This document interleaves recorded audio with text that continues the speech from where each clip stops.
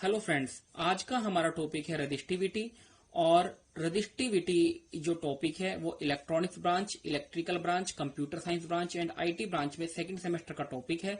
Let's start.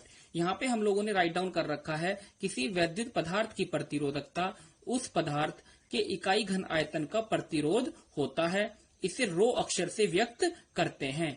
इकाई घन आयतन का मतलब यहाँ पर क्या है, हम लोगों ने एक घन को कंसीडर कर लिया। घन मतलब क्यूब, जिसमें लेंथ भी हो, हाइट भी हो और विड्थ भी हो। ये इसकी हाइट है, ये इसकी विड्थ है और ये इसकी लेंथ है ना। तो इसमें इकाई घन का मतलब क्या हुआ, इन तीनों की वैल्यू ही 1 मीटर है, तो है ना। तो यहां से हमारे पास एक डेफिनेशन निकल के आ गई। किसी वैद्युत पदार्थ की प्रतिरोधकता उस पदार्थ के इकाई घन आयतन का प्रतिरोध होता है। इसे रो अक्षर से व्यक्त करते हैं। इसका मात्रक ओम मीटर होता है। इसे विशिष्ट प्रतिरोध भी कहते हैं। क्या कहते हैं? Specific resistance. अब रेजिस्टेंस को हम लोग क्या लिखते हैं? रेजिस्टेंस को लिखते हैं प्रतिरोधकता इंटू लंबाई अपॉन अनुप्रस्थ काट का क्षेत्रफल। अब इस चीज को अगर हम राइट डाउन करें तो आर, रेजिस्टेंस को किससे डिनोट करते हैं? आर से। तो हमने आर लिख दिया। प्रतिरोधकता का मैंने अभी आपको सिंबल बताया क्या होता है, रो होता है, तो यहां हमने रो लिख दिया। लंबाई को हमने किससे डिनोट कर रखा है? एल से, तो ये हमने क्या लिख दिया? एल लिख दिया। अनुप्रस्थ काट का क्षेत्रफल मतलब लंबाई गुणा चौड़ाई, तो ये क्या होता है? एरिया कह देते हैं। तो एरिया को हमने डिनोट कर दिया ए से।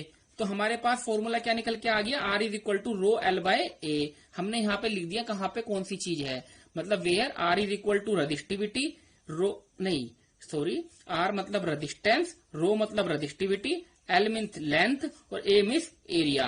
तो ये जो चीजें हैं आर, रो, एल एंड ए हमने यहाँ पर शो कर दी।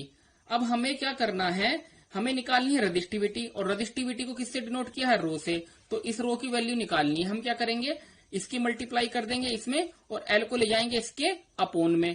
तो रो इज इक्वल टू क्या निकल के आएगा? आर इंटू ए। इसकी मल्टीप्लाई इसमें हो गई, आर इंटू ए अपॉन, ये इसके नीचे चला जाएगा upon L.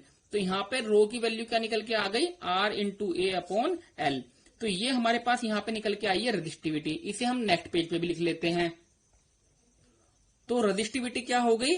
Row is equal to R into A upon L. अब हमें देखना है इस रजिस्टिविटी की यूनिट क्या होती है। हमें पता है रेजिस्टेंस की यूनिट होती है ओम, तो हमने यहाँ पे लिख लिया ओम।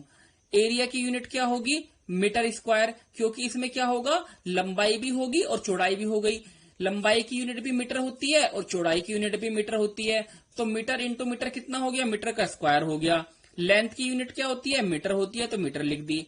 मीटर से मीटर एक क्या हो गया? कैंसिल हो गया। तो रजिस्टिविटी की जो यूनिट निकल के आई है वो क्या निकल के आई है? ओम मीटर। तो अगर कोई भी पूछे तो रजिस्टिविटी की यूनिट क्या होती है? ओम मीटर होती है। इसे हमने कंसीडर कर लिया इक्वेशन नंबर 3। अब इक्वेशन नंबर 2 में हम लोगों ने क्या पुट कर दिया? A is equal to 1 metre square. मतलब इसकी वैल्यू क्या मान ली हमने? 1 मान ली, क्योंकि फिगर से क्या था, हमने हर चीज की वैल्यू 1 मानी है।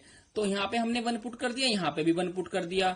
तो A is equal to 1 metre square, L is equal to 1 metre हो, तो रो इज इक्वल टू क्या हो जाएगा? आर हो जाएगा, है ना। तो यहां से फिर वही डेफिनेशन निकल के आ जाएगी जो हम लोगों ने स्टार्टिंग में लिखी थी। किसी वैद्युत पदार्थ की प्रतिरोधकता उस पदार्थ के इकाई घन आयतन का प्रतिरोध होती है। तो इस चीज से हमने समझ लिया कि रजिस्टिविटी क्या होती है।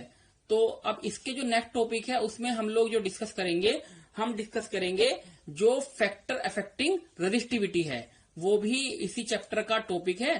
तो नेक्स्ट लेक्चर में हम उसको देखते हैं। Thank you so much.